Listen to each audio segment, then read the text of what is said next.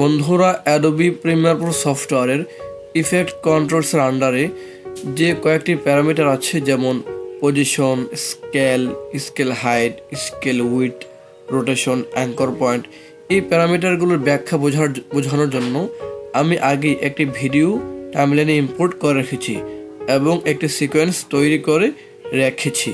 এবার চলুন আমার বিষয়গুলো বোঝার চেষ্টা করি। আমার ইফেক্ট কন্ট্রোলসে ক্লিক করলাম, কই এখানে কিছুই আসেনি। কারণ কি?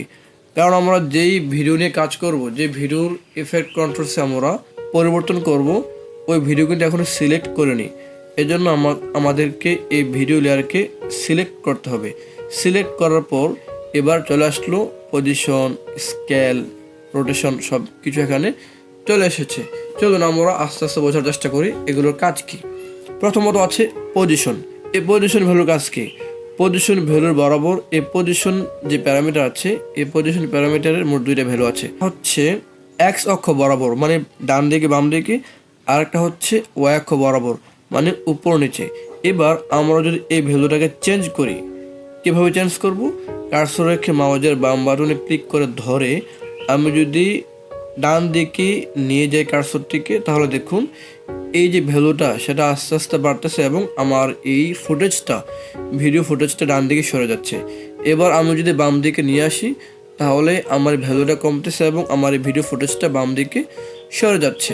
তারপর এটা হচ্ছে ওয়াই অক্ষ বরাবর কোনো সাবজেক্টকে সরানোর জন্য। এবার আমি যদি কার্সর রেখে বাম বাটনে ক্লিক করে ধরে আমি যদি ডান দিকে নিয়ে যাই, তাহলে আমার ফুটেজটি নিচে সরে যাচ্ছে, আর যদি বাম দিকে নিয়ে যাই তাহলে ফুটেজটি উপরের দিকে সরে যাচ্ছে। তারপর এটা হচ্ছে রিসেট প্যারামিটার, অর্থাৎ যদি মনে হয় যে না আমি আগের অবস্থানে ফিরে যাব, তাহলে এখানে ক্লিক করার সাথে সাথে আগে যেমন ছিল তেমন হয়ে গেল। তারপর এটা হচ্ছে স্কেল একটা প্যারামিটার। তো স্কেল এর মাধ্যমে আপনি কোনো ফুটেজকে বা ইমেজকে জুম ইন করতে পারবেন, জুম আউট করতে পারবেন, মানে বড় ছোট করতে পারবেন। তাহলে চলুন আমরা একটু বড় ছোট করে দেখি। এখানে কার্সর রেখে মাউজের বাম বাটন ক্লিক করে ধরে আপনি যদি ডান দিকে নিয়ে যান, তাহলে দেখুন 100 থেকে বাড়তে বাড়তে 140, 50 এভাবে বাড়তেছে, আর আমাদের ভিডিও ফুটেজটা আস্তে আস্তে জুম ইন হচ্ছে, মানে বড় হচ্ছে। এবার আমরা যদি বাম দিকে নিয়ে যাই, তাহলে ভ্যালু কমবে এবং আমার এই ভিডিও ফুটেজটা আস্তে আস্তে জুম আউট হবে। কিন্তু লক্ষণীয় বিষয় হচ্ছে, আমি এই ভ্যালু চেঞ্জ করার মাধ্যমে আমাদের ফুটেজ কিন্তু ডান দিকে বাম দিকে উপর নিচে সমান তালে বড় ছোট হয়েছে, জুম ইন হয়েছে বা আউট হয়েছে। এখন আমরা যদি চাই যে আমাদের ফুটেজটাকে শুধু ডানে বামে বড় ছোট করব, কিংবা শুধু উপরে নিচে বড় ছোট করব, আমরা সেটাও করতে পারবো। তার জন্য এই যে ইউনিফর্ম স্কেল আছে, ইউনিফর্ম স্কেলের মধ্যে যে একটা টিক চিহ্ন আছে, সেটা আমরা তুলে দেব।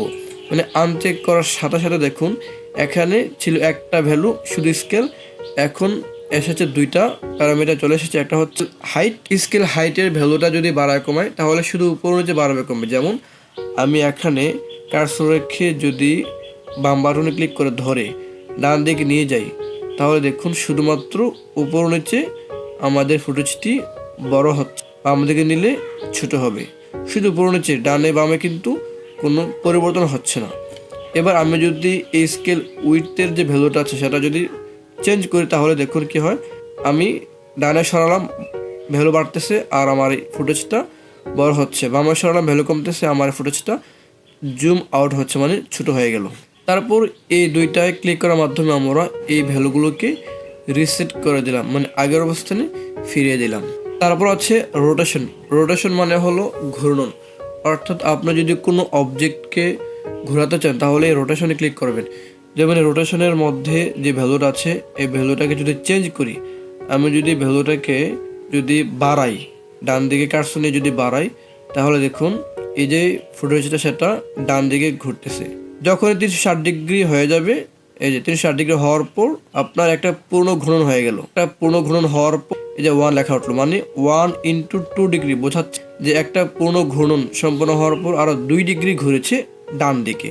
যদি আরও ঘোরাই, ঘুরতে ঘুরতে যখনই 2 × এটা আসবে 97 চলে আসলো, এটার অর্থ হলো যে দুইবার এই ফুটেজটা দুইবার ঘূর্ণন কমপ্লিট করার পর আরও ডান দিকে 97 ডিগ্রি এটা ঘুরেছে। আবার যদি আমি বাম দিকে সরাই তাহলে দেখুন এটা বাম দিকে ঘুরতেছে, কমতে কমতে কমতে কমতে দেখুন যখনই -36 ডিগ্রি চলে আসলো, এটার অর্থ হলো যে আমাদের ফুটেজটা এটা বাম দিকে -36 ডিগ্রি, মানে বাম দিকে 36 ডিগ্রি ঘুরেছে। যখন বাম দিকে ঘুরতে ঘুরতে একটা ঘূর্ণন কমপ্লিট হয়ে যাবে, তখন দেখুন এই যে -1 ইন্টু 257 ডিগ্রি, এর অর্থ হলো যে এটা বাম দিকে একটা পরিপূর্ণ ঘূর্ণন কমপ্লিট করার পর আরও 257 ডিগ্রি ঘুরেছে। এইভাবে আপনি যত ঘোরাবেন তত এটা 2 হলো 3 হবে, এভাবে যত ঘোরাবেন। -3 ইন্টু 69 হলো যে বাম দিকে 3বার ঘূর্ণন কমপ্লিট করার পর আরও 69 ডিগ্রি ঘূর্ণন সম্পন্ন করেছে। আচ্ছা, এবার আমরা এখানে ক্লিক করার মাধ্যমে এটাকে আগের অবস্থায় ফিরিয়ে দিলাম। এখানে একটা বিষয় লক্ষ্য করি, সেটা হচ্ছে আমরা দেখতে পেরেছি যে এই ঘূর্ণনটা কিন্তু এই কেন্দ্র বরাবর হয়েছে, অর্থাৎ এই যে ঘুরতেছে ফুটেজটা, এটা কিন্তু এই যে কেন্দ্র মানে এই ছবির মাঝখানে বরাবর, এই মাঝখানে কেন্দ্র করে ঘুরতেছে। আমরা কেমন বুঝলাম সেটা বোঝার জন্য আমরা এই যে ফুটেজের উপর মাউজের বাম বাটন দিয়ে ডাবল ক্লিক করি। দেখুন ডাবল ক্লিক করার সাথে সাথে এখানে অ্যাঙ্কর পয়েন্ট চলে এসেছে, এটাকে অ্যাঙ্কর পয়েন্ট বলা হয়। এই অ্যাঙ্কর পয়েন্টে যেখানে থাকবে কোনো ঘূর্ণন, ওইটাকে কেন্দ্র করে ঘূর্ণন সম্পন্ন হবে। এবার আমরা যদি চাই যে না এই ফুটেজটা ঘুরবে এই অংশকে কেন্দ্র করে, তাহলে এই যে অ্যাঙ্কর পয়েন্টটাকে ধরে আমরা যদি এখানে নিয়ে আসি, দেখুন যদি আমরা এখানে নিয়ে আসি, এবার আমরা যদি এই রোটেশনটাকে যদি আমরা ঘোরাই, রোটেশন প্যারামিটারকে যদি আমরা ঘোরাই, দেখুন এবার আমরা যদি এই যে অ্যাঙ্কর পয়েন্টটাকে এখানে রাখার পর এবারে যদি আমরা রোটেশনের ভ্যালুটাকে চেঞ্জ করি, ডান দিকে ঘোরাই, তাহলে এটা দেখুন ঘুরতেছে, ঠিক আছে, কিন্তু এটা কিন্তু এই যে অ্যাঙ্কর পয়েন্ট এইটাকে কেন্দ্র করে ঘুরতেছে, মনে হয় যেন এখানে খুঁটি মেরে রাখা হয়েছে। আবার যদি এই অ্যাঙ্কর পয়েন্টটাকে সরিয়ে এদিকে আনেন, আমি এদিকে আনতেছি, তাহলে এবার ঘোরান, দেখেন কি হয়। এবার যদি ঘোরাই তাহলে এই যে বিন্দুকে কেন্দ্র করে ঘুরতেছে, অর্থাৎ এটা হচ্ছে অ্যাঙ্কর পয়েন্ট যেখানে রাখবেন ওই বিন্দুকে কেন্দ্র করে কোনো ফুটেজ বা ইমেজ ঘূর্ণন কমপ্লিট করবে। এবার এখানে ক্লিক করার মাধ্যমে আগের অবস্থানে ফিরে গেলাম।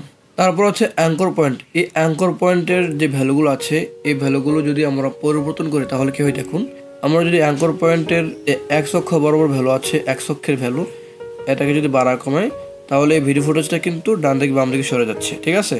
যদি এটাকে আমরা বাড়া কমাই তাহলে উপর নিচে সরে যাচ্ছে। তো আপনারা স্বাভাবিকভাবেই প্রশ্ন করতে পারেন যে পজিশন ভ্যালুর যে x অক্ষ y অক্ষ বরাবর ভ্যালু আছে ওইগুলোকে চেঞ্জ করলে যা হয়, এই অ্যাঙ্কর পয়েন্টের ভ্যালু চেঞ্জ করলে তাই হয়। তাহলে পার্থক্য কি? পার্থক্য হচ্ছে দেখুন, আমরা যদি এই পজিশন ভ্যালুর x অক্ষ y অক্ষ বরাবর যে প্যারামিটার আছে ওইগুলো চেঞ্জ করি, তাহলে কি হচ্ছে, ডান দিকে বাম দিকে সরছে। কীভাবে সরছে? এই যে অ্যাঙ্কর পয়েন্ট সহকারে সরছে। আমি যদি ডান দিকে সরাই তাহলে অ্যাঙ্কর পয়েন্ট সহকারে ডান দিকে যাচ্ছে, বাম দিকে সরালে অ্যাঙ্কর পয়েন্টও যাচ্ছে, এই ফুটেজও যাচ্ছে। কিন্তু আপনি যদি অ্যাঙ্কর পয়েন্টের যেই ভ্যালুগুলো আছে এই ভ্যালুগুলো চেঞ্জ করেন তাহলে দেখুন অ্যাঙ্কর পয়েন্ট ঠিক জায়গায় থাকবে, বাকি ফুটেজটা চেঞ্জ হবে। যেমন অ্যাঙ্কর পয়েন্টের ভ্যালুগুলো যদি আমি চেঞ্জ করি তাহলে দেখুন অ্যাঙ্কর পয়েন্ট ঠিক জায়গায় থেকে আমার এই ফুটেজটা ডান দিকে বা বাম দিকে সরতেছে। এটাকে পরিবর্তন করলে অ্যাঙ্কর পয়েন্ট ঠিক জায়গা থেকে আমার ফুটেজটা উপরে বা নিচে সরে যাচ্ছে। রিসেট প্যারামিটার করে দিলাম। ভিডিও ছাড়াও আপনি ইচ্ছা করলে ইমেজ দিয়েও এই বিষয়টাকে পরীক্ষা করে দেখতে পারবেন। যেমন আমি এই যে ইমেজটা আছে, ইমেজটাকে ধরে এইভাবে আমি এখানে নিয়ে আসলাম। ইমেজটাকে আনার পর এবার দেখুন কি হয়।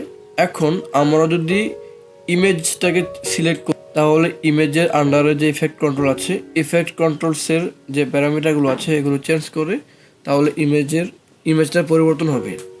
আর যদি আমরা এটাকে সিলেক্ট করার মাধ্যমে আমরা যদি এই পজিশন স্কেল এগুলো চেঞ্জ করি তাহলে ভিডিওটা পরিবর্তন হবে।